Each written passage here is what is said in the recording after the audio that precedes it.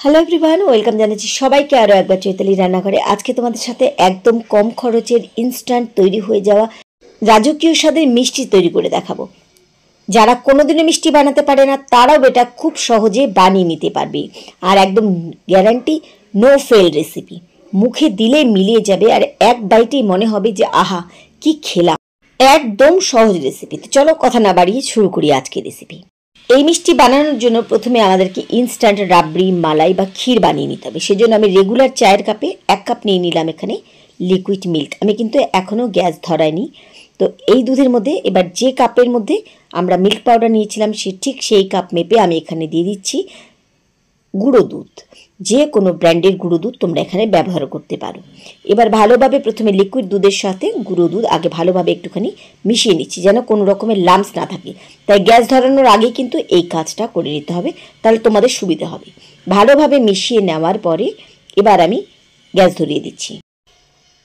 প্রথম থেকে শেষ পর্যন্ত ফ্লেম মিডিয়াম রেখে এবার খুব ভালোভাবে এই দুধ জাল দেওয়া পর্যন্ত, ঘন হওয়া পর্যন্ত আমাদেরকে জাল দিতে হবে।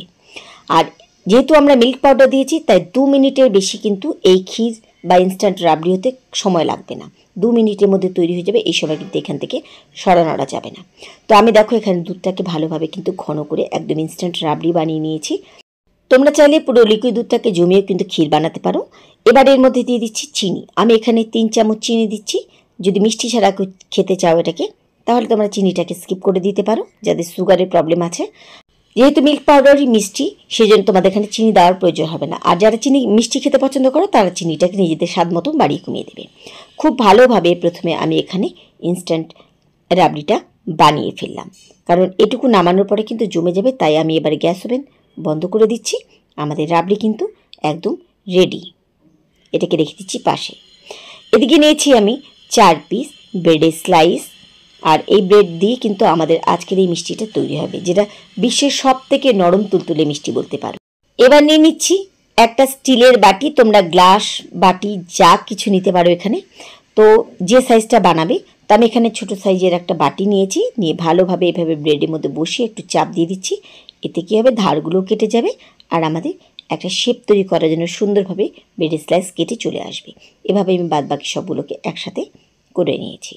চেষ্টা করবে যেন এই মিষ্টিটা বানানোর জন্য ব্রেড ফ্রেশ হয়, তাহলে কিন্তু মোড়াতে সুবিধা হবে, শেপটাও সুন্দর আসবে। প্রথমে নিয়ে নিলাম একটা ব্রেড স্লাইস আর একটুখানি বেলনা দিয়ে এভাবে বেলে একটুখানি এটাকে বড় করে নিচ্ছি। খুব একটা চাপাচাপি করার দরকার নেই, হালকাভাবে 2 থেকে 3 বার বেলে নিলেই হবে। যদি তোমরা বাসি ব্রেড নাও তাহলে কিন্তু এটা শুকনো হয়ে ঝরে ঝরে যাবে। তাই চেষ্টা করবে যেন ফ্রেশ ব্রেড দিয়ে এটা বানানো যায়। একটুখানি পাতলা করে নিলাম।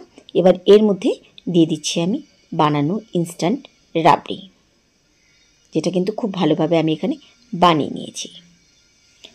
ঠিক মাঝ বরাবর এখানে একটু করে আমি রাবড়ি দিয়ে দিচ্ছি। হঠাৎ করে মিষ্টি খাবার ইচ্ছে হলে বা কেউ বাড়িতে আসার থাকলে, কোনো গেস্ট, তোমার কাছে কোনো উপায় নেই, বাজারে যেতে পারছো না, পাড়ার দোকান থেকে সাথে সাথে ব্রেড এনে কিন্তু এই মিষ্টিটা বানিয়ে নিতে পারো। বা বাচ্চাদেরও কিন্তু এই মিষ্টিটা খেতে খুব ভালো লাগবে। আর যেটা আমি আগে বললাম যে যাদের সুগারের প্রবলেম আছে তারাও কিন্তু চিনি ছাড়া এই মিষ্টিটাকে অনায়াসে বানিয়ে নিতে পারবে। খুব ভালোভাবে এভাবে মাথাটাকে একটুখানি চেপে দিচ্ছি। এখানে কিন্তু যদি চাপা ভালোভাবে না যায় তাহলে কিন্তু তোমরা ধারে একটুখানি জল লাগিয়ে, হালকা জল লাগাবে, দিয়ে কিন্তু এভাবে বানাতে পারো।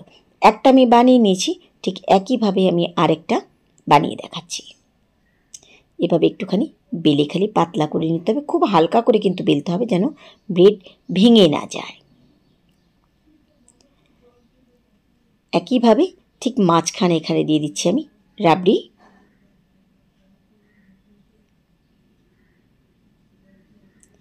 এটাকে চাইলে তোমরা চারকোনাভাবে বানাতে পারো, যেমন খুশি তোমাদের এর শেপটা দিতে পারো। একটু ধারে এরকম হালকা করে জল লাগিয়ে আবার এটাকে আমি মুড়িয়ে দিলাম। খুব চাপাচাপির দরকার নেই, হালকা হালকা করে এভাবে একটুখানি চেপে চেপে দিলেই হবে। বা চাইলে কিন্তু তোমরা এটাকে রোলের মতো বানিয়ে নিতে পারো। এভাবে আমি বাদবাকি সবগুলোকে বানিয়ে নিচ্ছি। মিষ্টিগুলো আমার বানানো হয়ে গেছে।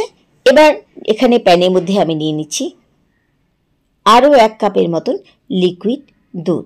এবার এখানে বলি, যদি তোমরা এই দুধটাকে ঘন করে ক্ষীর করে বানাতে চাও সেটাভাবে বানাতে পারো, বা যদি মনে করো যে এটাকে পাতলা অবস্থা খালি ডুবিয়ে দেবে সেটাও করতে পারো। তবে কিন্তু গরম দুধ এখানে দেওয়া যাবে না। যেহেতু আমাদের চিনি খাওয়ার প্রবলেম নেই, সেই জন্য আমি এখানে আরও 2 চামচের মতন চিনি অ্যাড করে দিলাম। দিয়ে আমি কিন্তু এটাকে ঘন করে রাবড়ির মতো বানিয়ে নিচ্ছি।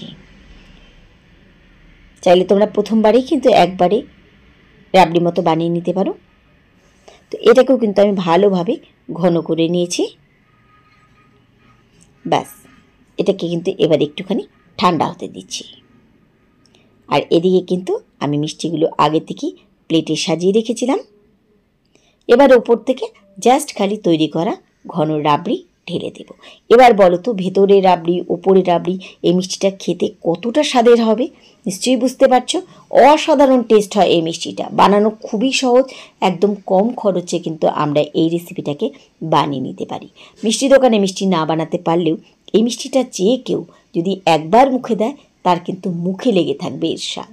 গরমের সময় এটাকে ফ্রিজে রেখে ঠান্ডা করে দেবে। আর এখন যেহেতু শীতকাল, সেজন্য কিন্তু গরম গরম এই মিষ্টিটাকে সার্ভ করতে পারো। খুব ভালোভাবে ওপরে আমি বানানো রাবড়ি ভালোভাবে ঢেলে দিচ্ছি। এটুকু কথা দিতে পারি, নো ফেল রেসিপি। যারা কোনো ধরনের মিষ্টি বানায়নি তারাও এই মিষ্টিটাকে বানিয়ে সবাইকে খাইয়ে কিন্তু সবার কাছ থেকে প্রশংসা করিয়ে নিতে পারবে। কম খরচে ঝামেলা ছাড়া নো ফেল রেসিপি। কেমন লাগলো আমার আজকের রেসিপি? আশা করি তোমাদের ভালো লেগেছে। রেসিপি ভালো লাগলে বরাবরের মতো কিন্তু তোমরা লাইক শেয়ার করতে ভুলো না। তাহলে আজকের মতো এটুকুই। সবাইকে ধন্যবাদ জানিয়ে এখানেই বিদায় নিচ্ছি। ফিরে আসবো আবার অন্য কোনো রেসিপির সাথে অন্য কোনো দিন। সেই পর্যন্ত সবাই খুব ভালো থেকো, সুস্থ থেকো।